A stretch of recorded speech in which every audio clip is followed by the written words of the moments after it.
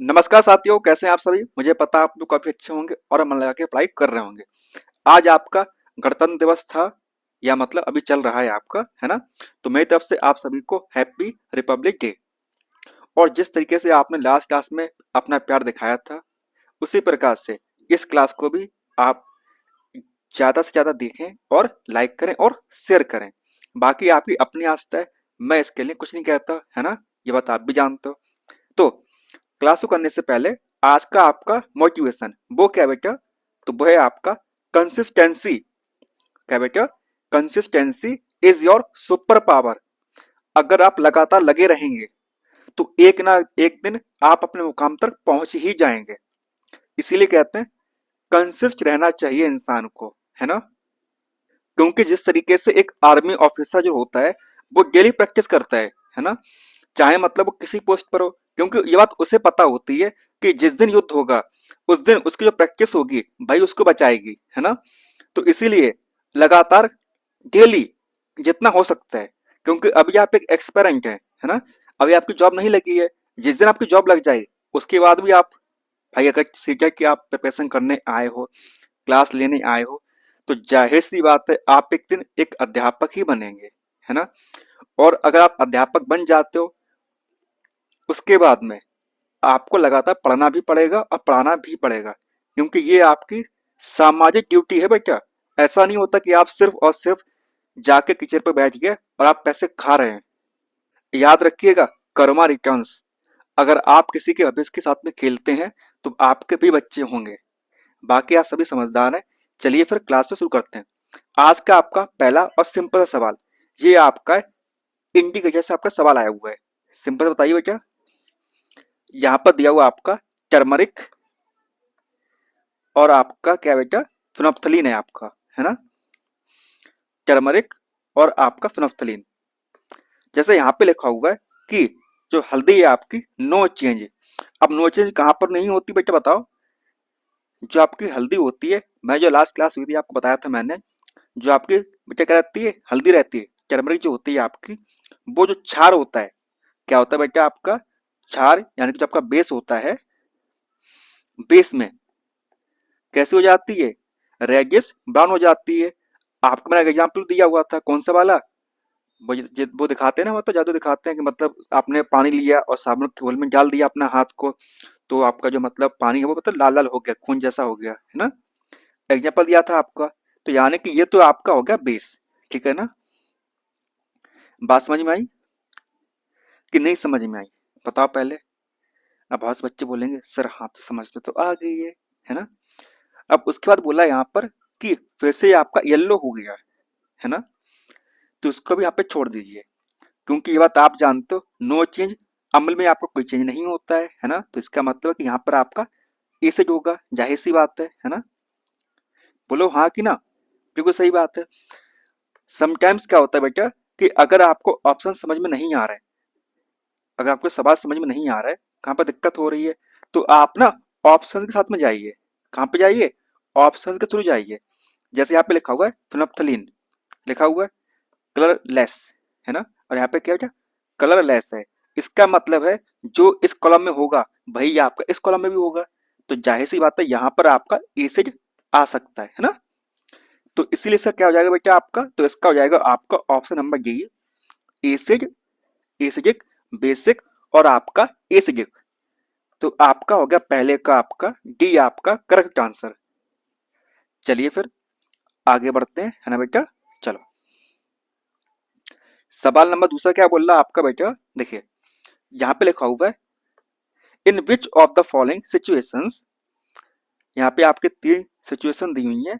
Water can not be use to extinguish fire. जो आपका fire extinguisher होता है आपका, उसके हिसाब से कौन सा आपका गलत होगा, है ना।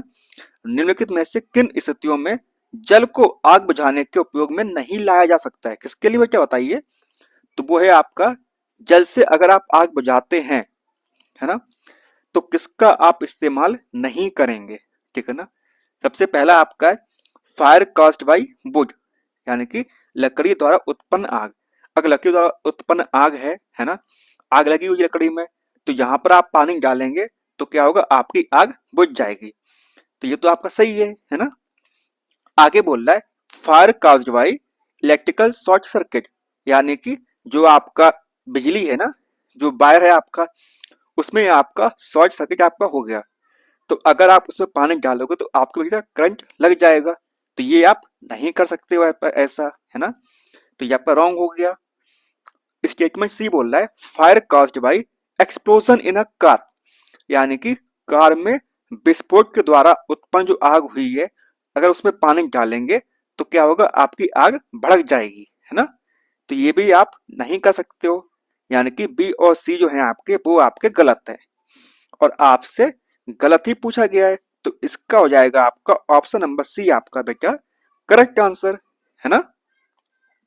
चलो फिर आगे बढ़ते हैं। सवाल नंबर तीसरा आपका क्या बोल रहा है, वो सिंपल सवाल है आपका। Bags with wide steps are prepared to carry a heavy load, the reason for this. क्या बोल रहा है, अधिक बाहर जो आपका वजन होता है वहन करने के लिए चौड़े पट्टे वाले बैग को प्राथमिकता दी जाती है। जैसे आप लोग जानते होंगे, जब आप लोग, मैं बात नहीं कर रहा, जब हम लोग थे तो उस टाइम जो बैग आते थे जब ना काफी पतली उसके आते थे, है ना, पतली पट्टी के। अब क्या है, अब आते चौड़ी पट्टी वाले। ऐसा क्यों होता है, ऐसा सिंपल सा है। क्यों, क्योंकि जो प्रेशर होता है बेटा, वो क्या होता है, प्रेशर होता है आपका फोर्स अपॉन एरिया, है ना। अगर आपको प्रेशर को कम करना है तो आपको एरिया बढ़ाना पड़ेगा, जाहिर सी बात है ना। प्रेशर को कम करना है तो एरिया को आपको बढ़ाना पड़ेगा, ठीक है ना। बात समझ में आई। अगर एरिया बढ़ जाएगा तो आपकी बॉडी पर प्रेशर कम लगेगा। जैसे आपने कभी मतलब जो पन्नी आती है ना बेटा, जिसमें सामान लेके आते हो, पहले तो मतलब चौड़ी होती है, जब से वजन बढ़ जाता है तो ना खिंच जाती है, पतली हो जाती है ना। तो आपने फील किया होगा, जब पतली पन्नी होती है ना, पतली जो मतलब उसकी स्टेप पतली हो जाती है, तो आपके हाथों में चुभती है। क्यों चुभती है, क्योंकि उसका जो एरिया होता है बेटा, वो उसका कम हो जाता है, इसीलिए आपके हाथ पर प्रेशर ज्यादा लगता है ना। क्या लगता है बेटा, आपके हाथ पर प्रेशर ज्यादा लगता है। इसीलिए अब क्या है, प्रेशर को कम करना है तो एरिया को आपको बढ़ाना पड़ेगा। इसीलिए जो बैग होते हैं उनका क्या होता है, जो स्टेप होती है उसका जो साइज होता है वो आपका बड़ा होता है। यानी कि जो बैग की जो तनी होती है वो कैसी होती है बेटा, वो आपकी चौड़ी होती है ना। तो इसका हो जाएगा आपका ऑप्शन नंबर सी आपका करेक्ट आंसर, है ना। Increase in area of contact reduce for pressure exerted. चलिए अब देखिए, सवाल नंबर आपका क्या है, चौथा है आपका। अब देखिए, अगर इस सवाल को आप साइंस के सवाल की तरह करेंगे तो आपको इसमें टाइम लगेगा।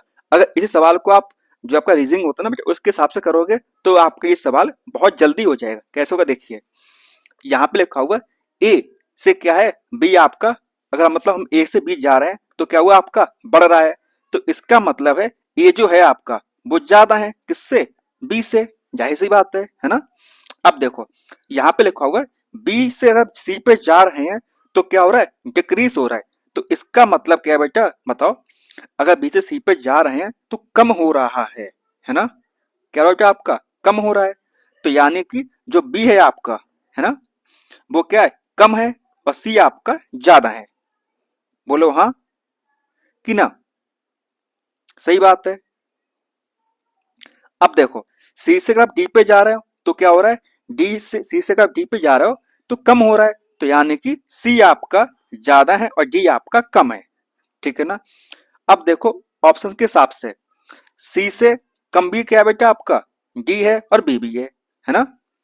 लेकिन इसका करेक्ट आंसर आपका होना चाहिए था, देखो यहाँ पे क्या लिखा हुआ, correct descending order of optical density. बात समझ में आई। अगर स्पीड ऑफ लाइट चेंज होती है तो क्या हो जाए, होगा बेटा आपका, वन मीडियम से अगर उस तरफ जाते हैं तो आपको जो ऑप्टिक डेंसिटी होगी बेटा आपकी, उसके हिसाब से क्या होगा ये आपको बताना पड़ेगा, है ना। क्योंकि जब हमने लास्ट क्लास ली थी आपकी, आपको समझाया था हमने, क्या समझाया था बेटा, जो आपकी ऑप्टिकल डेंसिटी होती है, क्या होती है बेटा आपकी, जो आपकी ऑप्टिकल डेंसिटी होती है वो कैसी होती है, वो होती है इनवर्सली प्रोपोर्शनल किसके साथ में, बताइए। तो वो होती है आपकी स्पीड ऑफ लाइट, है ना। चिंता मत कीजिए, आपके लिए मैं बता रहा हूँ हिंदी में, है ना। बहुत से बच्चे ना मुंह फुला के बैठ जाते हैं कि सर आप हमको क्यों भूल जाते हो, हैं? हम भी तो आप ही के बच्चे हैं। तो देखो, जो आपकी प्राकाशिक जो मतलब गति होती है आपकी, वो जो घनत्व होता है, उसका क्या होता है बेटा, उसका आपका इनवर्सली प्रोपोर्शन होता है आपका। ये हो गया आपका घनत्व, ठीक है ना। डेंसिटी माने क्या होता है बेटा आपका, तो वो होता है आपका घनत्व है आपका, है ना। बात पल्ले पड़ गई, है ना। और ये हो गया आपका जो आपके रहती है ना प्रकाश की चाल, प्रकाश की चाल। और हाँ, कमेंट कर दिया करो जहां पर आप मतलब लाइव देखते हो ना, 90,000 देखते हो, 1 लाख देखते हो, अगर वहां से आपका सिलेक्शन नहीं भी होता ना तो उनको फर्क नहीं पड़ेगा, फर्क आपको पड़ेगा, जॉब आपको नहीं मिलेगी। बात पल्ले पड़ी, चूल्हा आपके घर का नहीं चलेगा। ये बात आप भी जानते हो, जो सवाल करवा रहे हैं वो कौन से सवाल हैं और यहाँ पर जो हो रहा है वो क्या हो रहा है, ठीक है ना। चलो, तो इसका हो जाएगा आपका क्या बेटा, तो इसका हो जाएगा आपका ऑप्शन नंबर ए आपका करेक्ट आंसर, ठीक है ना। चलो, इसका है आपका ऑप्शन नंबर ए आंसर, आपका करेक्ट आंसर है। अब देखिए सवाल नंबर 35, वो क्या है, सिंपल सा है। देखिए, Venus is hotter then mercury. बिल्कुल सही बात है, जो आपका वीनस है बेटा, वीनस मतलब बोले तो आप जो बुध है आपका, बुध की तुलना में जो शुक्र है आपका अधिक गर्म है, सबको पता है, ओके। अपितु बुध की अपेक्षा ये सूर्य से अधिक दूरी पर है, जबकि मतलब जो आपका बुध है, बुध की अपेक्षा में जो आपका शुक्र है वो बहुत दूरी पर है। बिल्कुल सही बात है, इसमें भी आपको अपना दिमाग नहीं लगाना है, आपको देखना है जो स्टेटमेंट दिया गया है वो सत्य है कि नहीं है। तो ये तो आपका सत्य है ना, करेक्ट है आपका। आगे बोल रहा है क्योंकि, क्या दे रहा है, Venus rotate from east to west, क्योंकि शुक्र जो है पूर्व से पश्चिम की ओर परिक्रमा करता है। क्या ऐसा है, देखिए परिक्रमा करता है, इसमें कोई गलती नहीं है। जो परिक्रमा कर रहा है आपका रीजन, जो आपका वीनस है बेटा, वो आपका परिक्रमा करता है ईस्ट से वेस्ट में, इसमें कोई कमी नहीं है। लेकिन जो आपका रीजन दिया हुआ है वो करेक्ट एक्सप्लेनेशन नहीं दे पा रहा, किसका, अर्थशासन का। तो इसका हो जाएगा आपका ऑप्शन नंबर बी आपका करेक्ट आंसर, यानी कि ए और आर जो है आपके दोनों सही है, लेकिन व्याख्या नहीं कर पा रहा है आर किसकी, ए की। तो इसका हो जाएगा आपका ऑप्शन नंबर बी आपका करेक्ट आंसर।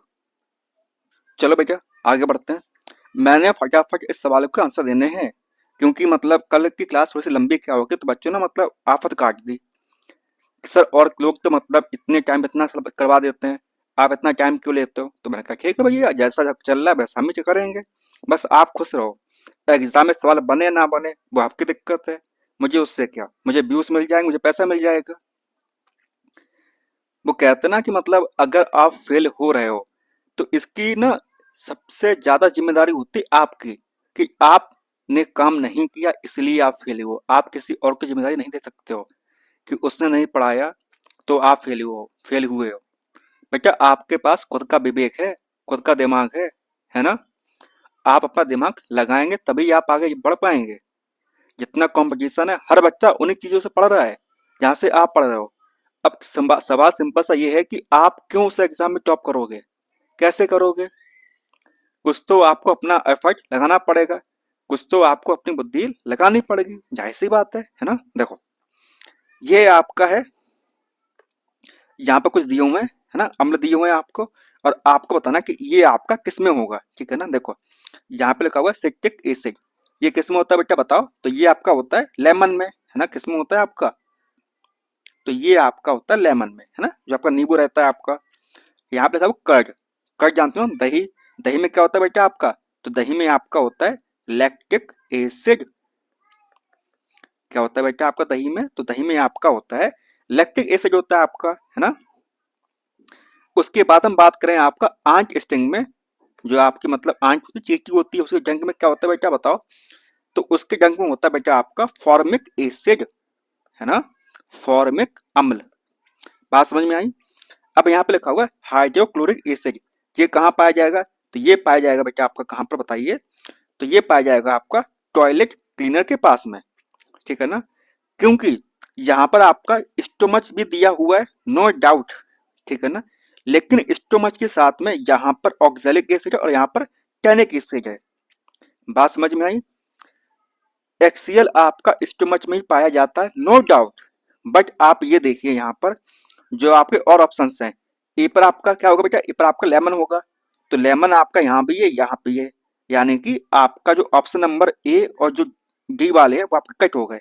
ओके, अब देखो बी पर क्या है बेटा, आपका बी पर आपका लैक्टिक एसिड है, जो कि आपका यहाँ पर एस्कॉर्बिक एस्कॉर्बिक एसिड है, तो इसका मतलब है कि ये आपका करेक्ट होगा, आपका कौन सा, बी वाला करेक्ट आंसर आपका हो जाएगा। ठीक है ना, चलिए अब देखिए सवाल नंबर 37 आपका, वो क्या बोल रहा है, ये पूछ रहा है आपसे कि identify the set of mixture, जो मिश्र होता है आपका उसके हिसाब से कौन सा आपका सही होगा। ठीक है ना, अब जब आप जानते हो ना आप मिक्सर क्या होता है बेटा, बताओ ना। देखिए a mixture contain more than one substance और एलिमेंट या compound mixed in any proportional. Hindi बोलते रुक जाओ, कोई दिक्कत नहीं है, मुझे पता है आप लोग परेशान हो जाते हो, है ना। एक मिक्सर जो होता है वो क्या होता है, एक से अधिक पदार्थ, क्या बेटा, पदार्थ या तत्व या यौगिक किसी भी अनुपात में मिश्रित हों, तो उन्हें हम क्या बोलेंगे, उन्हें हम मिश्रण बोलेंगे। देखो एक मिश्रण जो रहता है आपका वो क्या होता है, में एक से अधिक, एक से अधिक पदार्थ, एक से अधिक पदार्थ या तत्व या यौगिक, क्या बेटा, तत्व या यौगिक किसी भी अनुपात में, किसमें, किसी भी अनुपात में मिश्रित हों, मिश्रित होते हैं। बात समझ में आई। जैसे देखो यहाँ पर क्या दिया हो बेटा, देखो देखो देखो, अगर आप इन ऑप्शन में पढ़ेंगे ध्यान से तो आपको समझ में आएगा। सैंड हो गया आपकी, रेत हो गई आपकी, है ना, पानी हो गया आपका, टैप वाटर हो गया, ब्लड हो गया, हवा होगी, ये देखो यहाँ पर लिखा हुआ विनेगर, तो जो यहाँ विनेगर जो होता है बेटा आपका, उसमें ना कोई इम्प्योरिटी नहीं होती है ना, प्योर होता है ब्लड आपका, विनेगर आपका, तो यहाँ पर ये तो आपका नहीं होगा और ये भी नहीं होगा, है ना। अब देखो अब बचता है आपका ऑप्शन नंबर ए और डी वाला। ए में क्या बेटा, देखो यहाँ पे लिखा हुआ है सिट्रिक एसिड, अब जाहिर सी बात है सिट्रिक अम्ल जो दिया हुआ है उसमें सिर्फ और सिर्फ सिट्रिक अम्ल ही तो होगा ना, है ना, तो ये भी आपका निपट गया। अब देखो यहाँ पर सिर्फ और सिर्फ एक ही ऑप्शन बचता है, कौन सा, ऑप्शन नंबर डी वाला, सैंड, टैप वाटर और आपका ब्लड और आपका एयर। ठीक है ना, अब आपको बता दें जो आपका मिक्सर होता है बेटा वो आपके दो प्रकार के होते हैं, कौन कौन से, एक होता है आपका होमोजीनस, होमोजीनस मिक्सचर, और एक होता है आपका हेक्टेरोजीनस मिक्सचर आपका।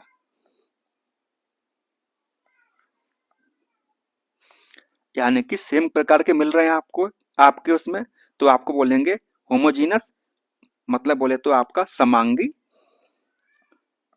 समांगी, और आपके अलग प्रकार के हैं तो उसको बोलते हैं हेट्रोजीनस यानी कि बिस्मांगी, बिस्मांगी। ओके बेटा, चलो बात समझ में आ गई आपके, आगे बढ़े। चलिए सवाल नंबर 38 आपका, वो क्या पूछ रहा है आपसे, देखिए विच of the following statement is not correct regarding आपका एलॉय। अब एलॉय के हिसाब से कौन सा आपका सही नहीं होगा, बताइए।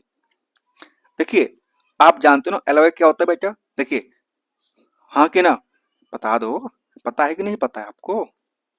अब बहुत से बच्चे बोलेंगे मस्त सा बता दो, हमको पल्ली ना पत है, किताबें उठा के देखो पढ़ो, मैराथन से कुछ नहीं होने वाला बेटा जब तक खुद की क्लास वो नहीं देखोगे।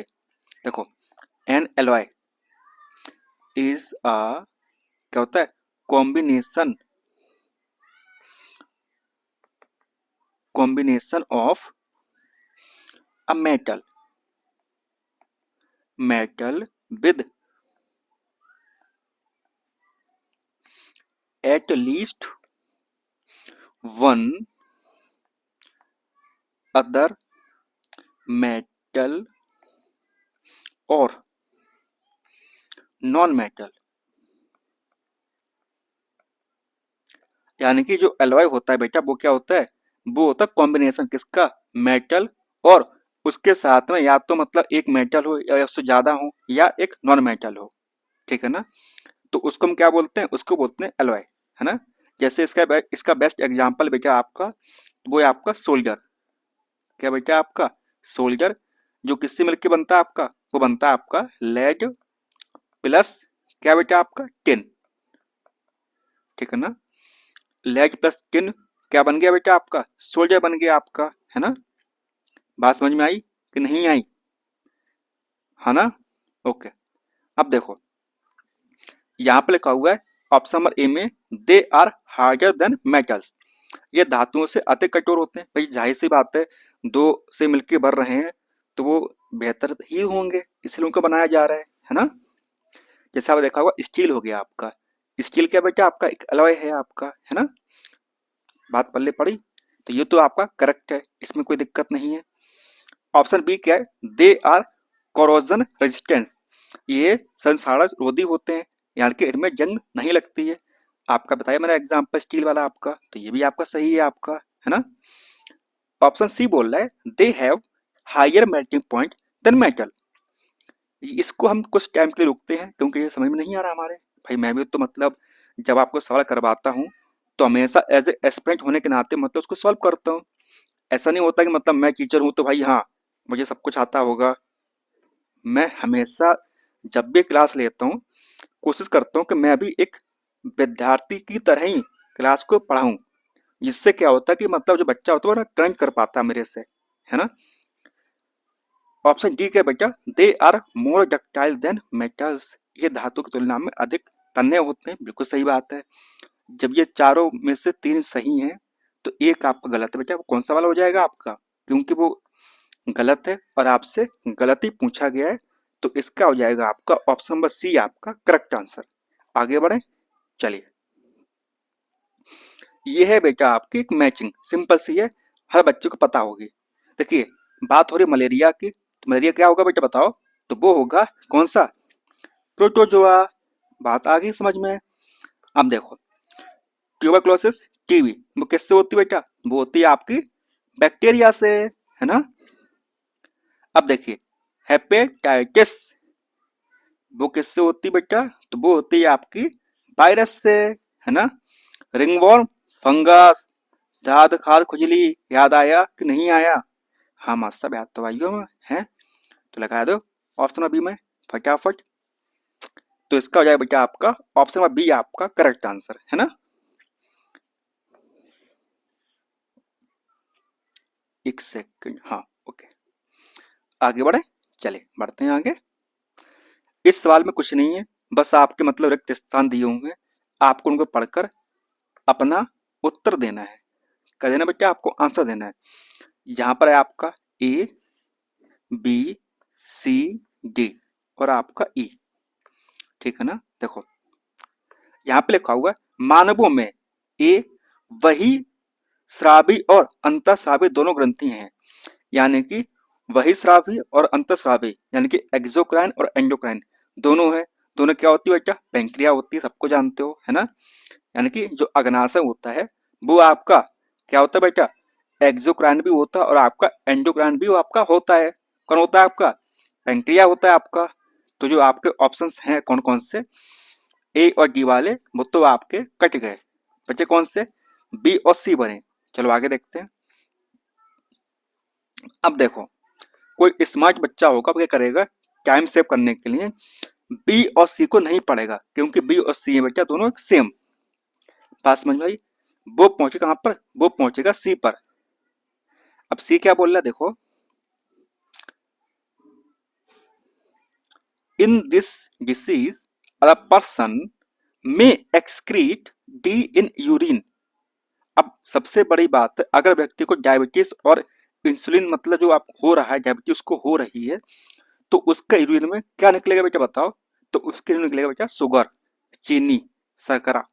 हम्म the exocrine function of this gland is involve in the process of, ये किसमें इन्वॉल्व होती है बेटा? तो जाहिर सी बात है, ये जो सब प्रक्रिया चल रही है वो चल रही है डाइजेशन वाली, है ना? जो आपका होता है ना, जो आपका डाइजेस्टिव सिस्टम होता है उसके साथ जुड़ी हुई है। तो इसका हो जाएगा आपका ऑप्शन नंबर सी वाला आपका करेक्ट आंसर। अगर आपने बेसिक पढ़ा होगा तो आप इस सवाल का आंसर फटाफट लगा दोगे। चलिए आगे बढ़िए। विच of the following statement is true, निम्नलिखित में से किस कथन को आपको सत्य बताना है? बताइए कौन सा है। देखिए एक सेकंड, हाँ। Excretion takes place only in animals, यानी कि उत्सर्जन केवल जंतुओं में होता है। भैया आपके प्लांट्स भी तो रहेगा ना, भैया प्लांट्स आपके कहाँ ले जाओगे? घर पे? तो ये तो आपका निपट गया। देखो बी क्या बोल रहा है, बी बोल रहा है the amount of oxygen released by plant during photosynthesis is same as that is of taken in during respiration.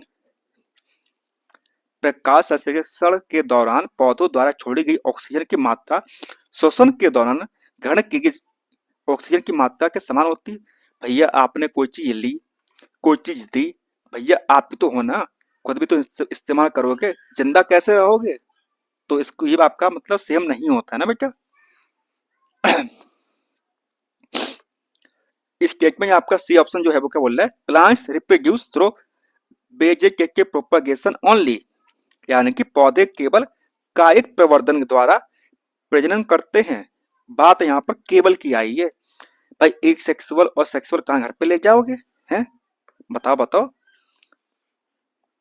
अक्सर होता क्या है कि मतलब सीटा की एग्जाम में जहां पर ओनली या मतलब सिर्फ ये लिखा होता है तो वो आंसर आपके नहीं होते।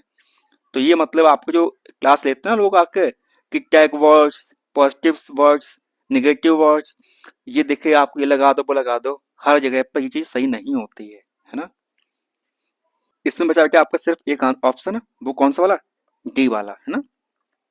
Plants remove water as vapour and carbon dioxide. चलिए आगे बढ़िए। सिंपल सवाल है आपका। डोमेस्टिक पर्पस के लिए जो फ्यूल है बेटा आपका, वो सबसे बेस्ट कैसा होना चाहिए, है ना? पदार्थ की किस अवस्था के लिए निम्नलिखित में से कौन सा चित्र सर्वाधिक उपयुक्त है? किसके लिए? पदार्थ, मतलब यहाँ पे पदार्थ नहीं होगा, यहाँ पे थोड़ा मिसप्रिंट हुआ बेटा, है ना? एक सेकंड, यहाँ पर मतलब ये सवाल जो है मतलब वो आपका गलत है, बस इतना याद रखिए। जो फ्यूल है बेटा आपका, है ना? एक सेकंड मैं लिख लेता हूँ आपके लिए यहाँ पर फटाक से, मुझको एक मिनट दीजिए। हाँ वेट अ सेकंड। ओके, हाँ। सवाल क्या बेटा आपका? सवाल सिंपल सा, घरेलू कार्यों घरेलू कार्यों के लिए घरेलू कार्यों के लिए निम्नलिखित में से अरे क्या कर रहा हूँ यार मैं, रुको, जल्दबाजी में भूल जाता हूँ मैं। निम्नलिखित में से कौन कौन सा ईंधन सर्वाधिक उपयुक्त है? सर्वाधिक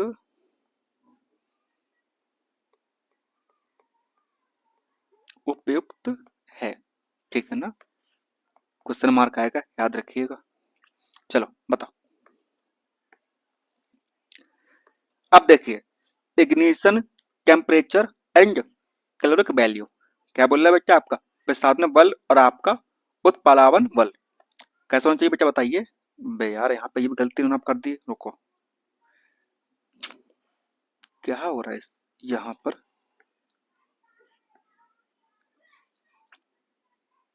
माफ कीजिए बेटा, आगे से ऐसा नहीं होगा, है ना?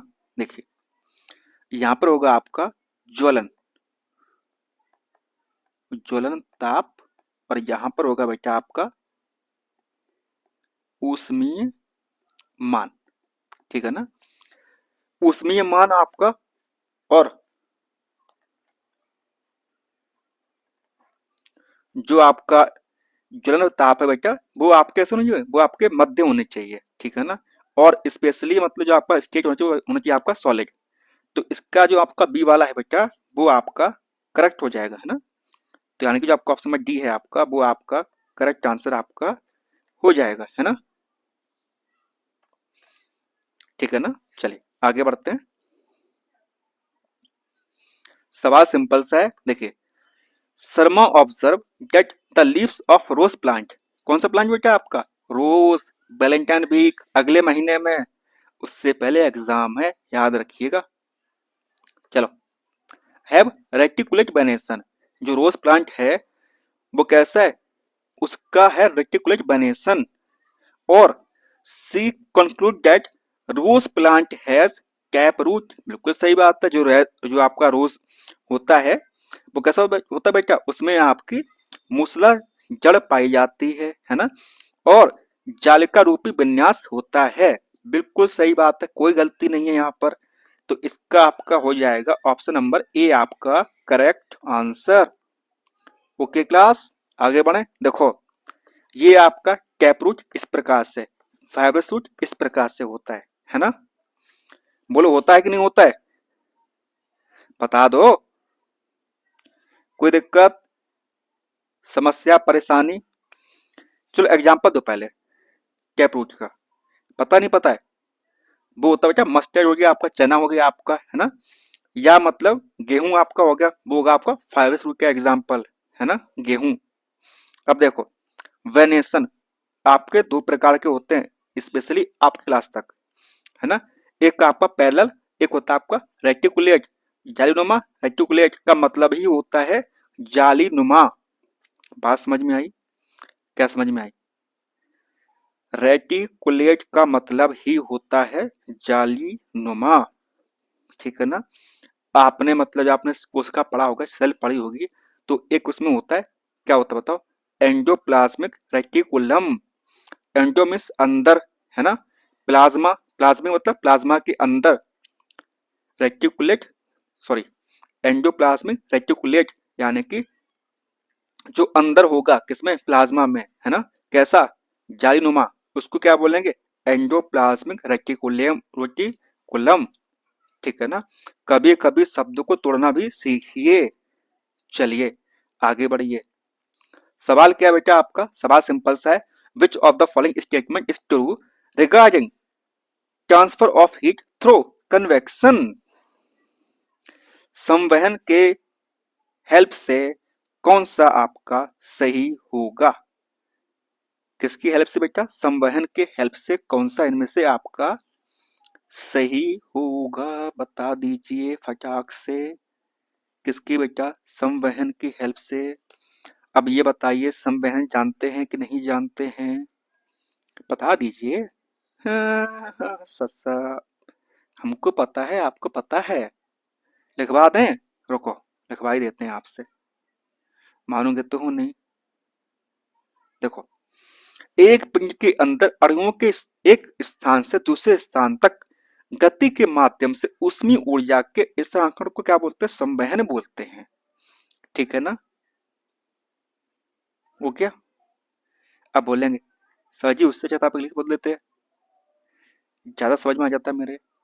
देखो, the transfer of heat energy through the movement of molecules from one place to another place within the same body is called as convection, ठीक है ना। आपसे यहाँ पर सही पूछा गया है, देखिए। हाँ कर दिया, लिखवा, रुक रुक जाओ, ये लिखवा दे रहे हैं, मुझे पता है नहीं मानोगे। देखो क्या होता कन्वेक्शन, देखो, the transfer of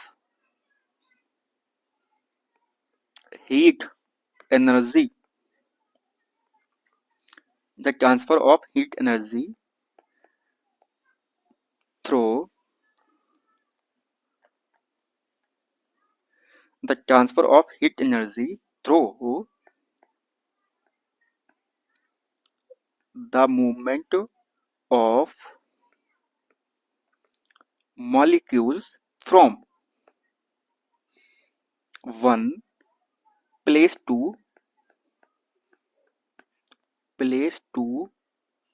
another within same body। तो उसे हम क्या बोलेंगे, उसे बोलेंगे कन्वेक्शन, है ना। अब देखो यहाँ पे लिखा हुआ है it takes place only in gases. बेटा यहाँ पे सिर्फ गैसेस की बात नहीं हो रही है, यहाँ पर सॉलिड में भी होगा, लिक्विड में भी होगा। तो इसको निपटाओ फटाफट, ये नहीं होगा, ठीक है ना। Heat flow in upward direction only निपटाओ इसको फटाक से। अब देखो physical contact is not essential, यहां पर क्या लिखा हुआ है, transfer of heat energy through movement of molecules from one place to other place, किसमर सेम बॉडी पर, ठीक है ना। तो ये भी आपका नहीं होगा, ठीक है ना। बच्चा कौन सा आपका, एक सेकंड रुको, फिर से करवा दी गलती आपने मुझ पे जल्दबाजी में। देखो बेटा कहाँ चला गया, यहाँ पे लिखा हुआ है सेम बॉडी। अगर सेम बॉडी है, एक ही बॉडी है, तो फिजिकल कांटेक्ट का होना जरूरी नहीं होता है। भैया आप अकेले ही रह रहे हो हैं, अब सिंपल सी बात है, आप सिंगल हो, आपको क्या मतलब है किसी कोई खाना बनाए आपके लिए नहीं बनाए, खुद को पता है कि भैया हम अकेले आदमी खुद ही खाना बनाए खुद ही खाएंगे, सीधी सी बात है ना। हमें तो किसी से एक्सपेक्टेशन तो है नहीं कि कोई हमारे लिए बाबू आएगा खाना बनाएगा फिर हमको खिलाएगा, कुछ नहीं है। हम सिंगल आदमी हैं, फकीर आदमी हैं, तो उसके हिसाब से ये आपका तो नहीं होगा। आगे बोल रहा है heat is transferred by vibrational motion of a particle, ये आपका गलत है क्योंकि ऊष्मा का सांचन कणों की कंपन की वजह से नहीं होता है, ठीक है ना। ये भी आपका निपट गया, बचता सिर्फ एक ऑप्शन नंबर बी, केबल और केबल सी वाला। आगे बढ़े फटाफट, समय बहुत कम है, करवाते हैं फटाफट। देखिए two identical snakes A and B, देखो दो सांप है आपके पास में, क्या बेटा, एक ए है एक बी है, ये आपका सिंपल सा, ये आपका पास पास, ठीक है ना। देखो ए मेक्स ब्रॉड लूप, ए जो है आपका बड़े बड़े मतलब घूम रहा है लूप बना रहा है, बी जो है पास पास नैरो नैरो, ठीक है ना। आपको बताना है कि कौन सा आपका जल्दी चलेगा। इसका अगर मतलब कोई लंबा लंबा लूप बना रहा है तो जाहिर सी बात है जल्दी पहुंच जाएगा, लेकिन जो आपकी संस्था है उसने इसका आंसर बी माना है, तो हम भी आपको बी ही बताएंगे, हम फालतू में अपना दिमाग क्यों लगाएंगे। चले आगे देखिए, एन अनचार्ज ऑब्जेक्ट, कोई एक ऑब्जेक्ट है जो कैसा बेटा अनचार्ज है, यानी कि अनावेशिक पिंड है, यानी कि जिसके पास में कोई मतलब चार्ज नहीं है ना। Charge opposite to the charge object by Y, देखो एक एक्स है एक वाई है ना। जो एक्स है आपका वो आपका चार्ज लेस है, उसके पास चार्ज नहीं है, या बोले तो वो अनचार्ज है, क्या बेटा, वो आपका अनचार्ज है, ठीक है ना। अब देखिए यहां पे दिया हुआ वाई, वाई कैसा आपका, वाई आपका चार्ज है। डेट मीन्स अगर वो पास में आते हैं, यानी कि हमको करना है वाई से ए को एक्स को चार्ज। अब कैसे करोगे सवाल ये है ना। या तब से रगड़ दो, जैसे मतलब अपने हाथों को मतलब गर्म करते हो, कैसे करते हो, फ्रिक्शन से करते हो ना, है ना, फ्रिक्शन हो गया आपका। और आपका होता है इंडक्शन, इसीलिए इसका हो जाएगा आपका ऑप्शन नंबर सी आपका करेक्ट आंसर। अगर आपको इंडक्शन ना पता हो कमेंट कर दीजिएगा, अगली क्लास में हम आपको समझा देंगे, ठीक है ना। आगे बढ़ो, यहाँ पे लिखा हुआ है इनमें से कौन सा आपका सही होगा। आपके पास में दो स्टेटमेंट दिए हुए बेटे, कौन कौन से, देखो submerged plant have a thin flexible stem, अब जलीय पौधे हैं तो उनका जो तना होगा बेटा पतला और लचीला होगा, जाहिर सी बात है। तो सही बात है। स्टेटमेंट बी है आपका, stomata is floating plant are present only on upper surface of leaf. जो फ्लोटिंग प्लांट्स हैं, है ना, स्टोमेटा जानते हो आप, छेद होता है ना। अगर छेद उसका नीचे होगा तो उससे पानी भर जाएगा, कॉमन सेंस वाली बात है। तो कहां पर होगा, ऊपर होगा, तो ये आपका सही है ना। तो लगा दो फटाफट, कौन सा, दोनों, both, A and B are true. बात आगे समझ में कि ना आई, चलो आगे बढ़ो। Air friction acting on a falling object. कोई ऑब्जेक्ट है, मतलब ये वाला आपका है ऑब्जेक्ट, एक सेकंड अच्छा सा बनाते हैं आपके लिए, मजा नहीं आया, वापस चलो। देखो, कोई एक ऑब्जेक्ट है जो ऊपर से गिर रहा है ना, बोलो हाँ। अब देखिए, अब सवाल ये है कि जो फ्रिक्शन है बेटा, जो घर्षण है, वो किस तरफ लगेगा। अब जाहिर सी बात है, जब नीचे गिर रहा है तो इस पर ग्रेविटी का फोर्स लगेगा, भाई ग्रेविटी से फोर्स लगेगा तब नीचे आ रहा, मतलब है ना, मैंने ऊपर आ जाता। जब ग्रेविटी का नीचे लगेगा तो उसका ऊपर लगेगा, जाहिर सी बात है, फ्रिक्शन मतलब हमेशा अपोजिट डायरेक्शन में होता है ना। तो क्या होगा, अपोजिट टू ग्रेविटी। बात समझ में आई, गुरुत्वाकर्षण बल के विपरीत लगेगा आपका फ्रिक्शन, है ना। चलिए देखिए, सवाल सिंपल सा है, in which of the following situation the distance time graph of an object in a straight line. आपके पास में ग्राफ दिया हुआ है, कौन सा वाला, डिस्टेंस टाइम ग्राफ है आपके पास में, है ना। एक सेकंड, आपके पास में इस प्रकार से ग्राफ दिया हुआ है, यहां पर आपकी डिस्टेंस होगी बेटा और यहां पर आपका होगा टाइम, ठीक है ना। और यहां पर है आपका कैसा, स्ट्रेट लाइन है बेटा आपकी, कैसी है आपकी, स्ट्रेट लाइन है, ठीक है ना। समय दूरी का ग्राफ और किसी भी आपकी सीधी रेखा है आपकी। अब ये कहां कहां पर हो जाएगी, देखो, अगर ऑब्जेक्ट एक रेस्ट पर है ना। अगर ऑब्जेक्ट, पहला आपका ऑप्शन क्या है बेटा, आपका पहला ऑप्शन आपका है object it is at rest. अगर एक ऑब्जेक्ट आपका रेस्ट पर है तो क्या होगा बेटा, आपका सीधी रहेगी आपकी इस प्रकार से, है ना। तो ये हो गया आपका। आगे बोल रहा है object is moving with uniform speed. कैसी बेटा आपकी, यूनिफॉर्म स्पीड है आपकी, कैसी है, यूनिफॉर्म स्पीड है, ठीक है ना। अब स्पीड क्या होती है बताओ बेटा, जो स्पीड होती है आपकी, तो वो होती है आपकी डिस्टेंस अपॉन टाइम होती है आपकी, है ना। तो उसमें भी आपका स्ट्रेट लाइन ग्राफ आपका आएगा, है ना। अब देखो, object is non uniform motion. अगर कोई नॉन यूनिफॉर्म मोशन कर रहा है तो उसका ग्राफ आपका इस प्रकार से आता है, यूं करके, ठीक है ना। तो ये भी आपका नहीं होगा क्योंकि आपसे स्ट्रेट लाइन पूछा गया है, तो आपका सी नहीं हो रहा आपका, है ना। आगे देखो, डी वाला क्या है, ऑब्जेक्ट हैविंग यूनिफॉर्म एक्सेलरेशन, यानी कि एक समान त्वरण की बात हो रही है। तो त्वरण की बात तो यहाँ पर हो ही नहीं रही है ना। तो आपका इसमें आपका ए और बी जो है आपके बेटा वो आपके सही है ना।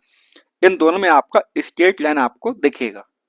चलिए आगे बढ़े, सवाल नंबर 50 आपका सिंपल सा है, क्या है बेटा वो आपका, kaleidoscope is based on the principle of. जो आपका कैलेडोस्कोप है बेटा आपका, वो किस पर बेस होता है, तो वो आपका होता है रिफ्लेक्शन ऑफ लाइट। बात समझ में आई, प्रकाश का परावर्तन पर क्या होता है, आधारित होता है, कौन सा आपका कैलेडोस्कोप।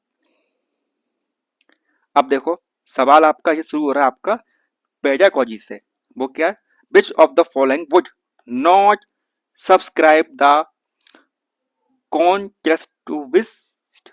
एक सेकंड, रचनात्मक उपागम के का अनुमोदन कौन सा नहीं कर रहा है, बता दो फटाफट। क्लास को मतलब कि वीडियो को आप पॉज कीजिए, इसका उत्तर दीजिए। कर दिया, दे दिया, समझ में आ गया कौन सा नहीं है बेटा आपका, सी वाला आपका नहीं है ना। आगे देखो, सवाल नंबर 52 क्या बेटा आपका, बहुत से बच्चे कमेंट करते हैं सर आप ना एक लेके आ करो 1 2 3 4, आप ऐसा क्यों लेके आते हो 31 32 फिर 60, क्योंकि जो आपका सेक्शन रहता है ना मैथ एंड साइंस वाला, उसमें आपके सवाल मिक्स रहते हैं, बेटा याद रखिएगा। तो आप उसकी आदत डालिए, जब दिमाग में ये चीज आपके रहेगी तो आपको आसानी होगी। चलिए, सवाल सिंपल सा है, which of the following statement is correct regarding scientific knowledge, यानी कि वैज्ञानिक ज्ञान के संदर्भ में कौन सा कथन आपका सत्य है। देखिए, science is a social enterprise, विज्ञान एक सामाजिक उद्यम है, बिल्कुल सही बात है ना। बाकी आप पढ़िए, वो आपको गलत ही मिलेंगे। चलो, gender sensitive pedagogy in science, विज्ञान में लिंग संवेदनशील शिक्षण के लिए कौन सा आवश्यक है, बताओ बेटा। ऑप्शन आपके ये रहे, बताइए। देखो, ये बोल रहा है पाठ्यचर्या में प्रदर्शित लिंग रूढ़ा रूढ़ धारा को संबोधित करना। ओके। बालिकाओं को वैज्ञानिक गतिविधियों में सम्मिलित करने के लिए अधिक अवसर प्रदान करना। ओके। कक्षा कक्ष में अन्योन्य क्रिया में लिंग संबंधी भाषा का प्रयोग करना। ओके। विद्यार्थियों को लिंग आधारित कार्य बांटना, ये तो आपका नहीं होगा, डी तो नहीं हो रहा आपका, है ना। तो डी आपका ये रहा, डी आपका ये रहा, बचता आपका ए बी सी, है ना। यानी कि ए और सी आपके कॉमन है। बी पे देखो, अब देखिए, giving more opportunity to girls participate in science activities. जब हम जेंडर सेंसिटिव की बात करते हैं तो हम ये नहीं कर सकते हैं कि मतलब गर्ल्स को हम ज्यादा दे, मतलब, है ना, और बॉयज को कम दे। हमारे लिए दोनों मतलब समान है बेटा, है ना। तो इसलिए आपका ये भी आपका नहीं होगा, कौन सा वाला, बी भी आपका नहीं होगा, ठीक है ना। तो इसका हो जाएगा आपका ऑप्शन नंबर बी आपका करेक्ट आंसर। समटाइम्स क्या होता है, कभी कभी क्या होता है बेटा, आपके ऑप्शन जो होते हैं, जो स्टेटमेंट्स होते हैं, वो आपको समझ से बहुत बाहर होते हैं। बस आप वो पकड़िए जो आपकी समझ में है ना, क्योंकि आपको नंबर चाहिए, और नंबर तभी मिलेगा जब आप गोला भर के आओगे। चलो देखिए, comments on the following statement क्या बोल रहा है, differentiated assessment needs to be used in an inclusive science classroom. किसी समावेशी विज्ञान कक्षा कक्ष में विभेदी आकलन का उपयोग करने के लिए आवश्यकता है, किसकी है भैया बताओ। यस, क्योंकि यह सभी अधिगमकर्ताओं को अवसर प्रदान करती है। इसका हो जाएगा आपका ऑप्शन नंबर ए आपका करेक्ट आंसर। चलिए, असेसमेंट फॉर लर्निंग आ गया, विज्ञान में अधिगम नहीं, अधिगम के लिए आकलन, असेसमेंट फॉर लर्निंग, अधिगम के लिए आकलन के हिसाब से कौन सा आपका सही नहीं है। सेल्फ असेसमेंट होता है, स्व मूल्यांकन होता है, बिल्कुल सही बात होता है। Formal and informal procedure of assessment, मूल्यांकन की औपचारिक और अनौपचारिक विधियाएं आती हैं आपकी, बिल्कुल आती हैं। फीडबैक फॉर स्टूडेंट्स, बिल्कुल, विद्यार्थियों के लिए प्रतिपुष्टि भी होती है आपकी। Ranking after and term exam, ये आपका नहीं आता है आपका, है ना बेटा, बात समझ में आई। रैंकिंग आपका नहीं आता है, तो इसका आपका हो जाएगा ऑप्शन नंबर डी आपका करेक्ट आंसर, क्योंकि आपसे नहीं पूछा गया है। चलो, यहां पर बताना आपको करेक्ट किसके हिसाब से, respect to boiling point of water, किसका बेटा, जल के तो क्वथनांक के संदर्भ में आपको बताना कौन सा इनमें से आपका सही होगा। देखिए, S1 ये आपका एक स्टेटमेंट है, a sample of water has boiling point 102 degree Celsius. जल के एक नमूने का क्वथनांक जो है आपका वो 102 डिग्री है आपका, बिल्कुल सही बात है। सबसे बड़ी बात यह है कि यहाँ पर आपका ये नहीं पूछे कौन सा सही है कौन सा गलत है, आपसे ये पूछ रहा है कि कौन सा आपका ऑब्जर्वेशन है बेटा और कौन सा आपका इंटरफेरेंस है, इनफेरेंस है, सॉरी, यहाँ इंटरफेरेंस नहीं, मैं बार कंफ्यूज करता हूँ, इनफेरेंस है, यानी कि कौन सा आपका अवलोकन है, कौन सा आपका निष्कर्ष है। लास्ट क्लास में मैंने बाकायदा डिटेल में समझाया था आपको कि कौन सा आपका ऑब्जर्वेशन होता है और कौन आपका इन्फेरेंस होता है। देखिए, आपको दिख रहा है ये सब कि जो पानी वो आपका खौल रहा है, तो ये आपका होगा ऑब्जर्वेशन। बात समझ में आई? अब देखो, there may be some impurities present in the sample. नमूने में कुछ अशुद्धियां भी हो सकती हैं। ये क्यों मिल रहा है आपको? ये मिल रहा है कि आप देख पा रहे हो उसमें, मतलब वो आपको दिख पा रहा है आपको पानी के सामने, लेकिन आपको इम्प्योरिटीज दिखाई नहीं पड़ रही हैं। बात समझ में आई? तो ये आपका हो जाएगा इन्फेरेंस। ठीक है ना?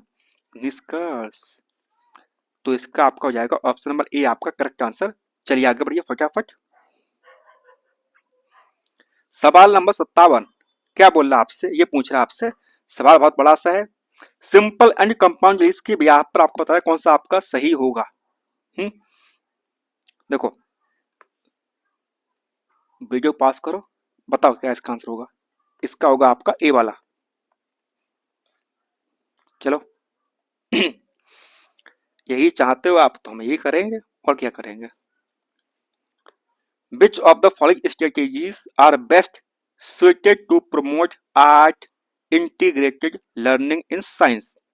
विज्ञान में कला समाकलित अधिगम को प्रोत्साहन देने के लिए इनमें से कौन सा आपका सही है? बताइए।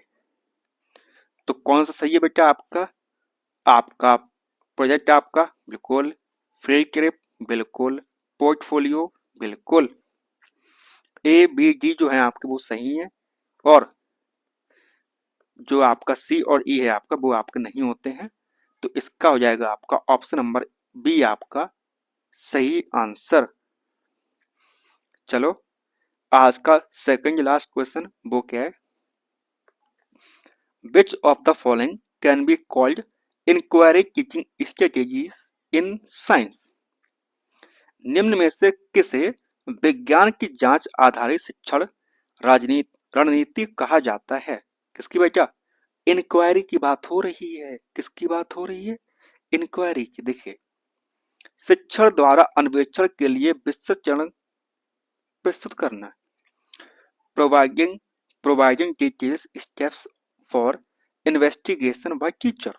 Okay, learners participating in group discussion, learners investigation their ideas, learner concluding on the basis of evidence and data। यहाँ पर इंक्वायरी की बात हो रही है, तो यहाँ पर टीचर तो नहीं आएगा, है ना? तो ये तो आपका ऐसे नहीं बच गया आपका। ठीक है, यानी कि बाकी जो ऑप्शन है आपके वो आपके लर्नर्स हैं, तो आपका मतलब लर्नर्स की बात हो रही, जाहिर सी बात है ना? अब देखिए, यहाँ पर लिखा हुआ है लर्नर्स इन्वेस्टिगेटिंग देयर आइडियाज, यानी कि लर्नर्स जो है आपके मतलब खुद के अपने जो आइडियाज है मतलब उनको इन्वेस्टिगेट कर रहा है with the help of evidence और डाटा। तो आपका सी और डी तो आपके करेक्ट हैं, और आपके पास में सिर्फ दो ही का ऑप्शन है, तो आप दो ही लगाएंगे बेटा, जाहिर सी बात है। तो इसका आपको जाएगा ऑप्शन बी आपका करेक्ट आंसर। आज का आखिरी सवाल वो क्या है? Which of the following statement is correct regarding alternate conceptions held by children in class science? निम्न में से कौन सा कथन विज्ञान में बच्चों की वैकल्पिक अवधारणाओं के संदर्भ में सही है? बताइए कौन सही है? दे आर स्टेबल, जे मतलब स्थायी होते हैं, बिल्कुल सही बात है ना? They are easy to change, इतना आसानी से चेंज नहीं होते, क्योंकि जो कॉन्सेप्ट होते हैं बेटा वो आप मतलब लगातार आपके सेम रहते हैं आपके, है ना? तो बी आपका नहीं होगा। सी क्या बोल रहा है? They are influenced by observation, वे अवलोकनों द्वारा प्रभावित होते हैं। भाई आप लोग आपका जो आपका देखा है भाई, तो आप बोलोगे ना। अब ऐसा तो है नहीं कि मतलब आप अपनी आंखों देखी बात को आप झुठला दो, तो ये तो नहीं होगा आपका, है ना? तो सी आपका करेक्ट है आपका, है ना? डी बोल रहा है they reflect children inabilities to understand science. बेटा यहाँ पर असमर्थता की बात हो गई, तो ये तो आपका साफ साफ गलत हो गया, है ना? तो डी आपका तो बिल्कुल नहीं होगा आपका। बचता आपके पास में बी और सी वाला है, तो इसका हो जाएगा आपका ए और सी, यानी कि ऑप्शन डी आपका करेक्ट आंसर। तो ये थे आपके आज के 30 सवाल, है ना? मिलते हैं बेटा आपसे अगली क्लास में, तब तक के लिए धन्यवाद। पढ़ते रहिए और खुद पर ध्यान दीजिए, किसी और पर नहीं।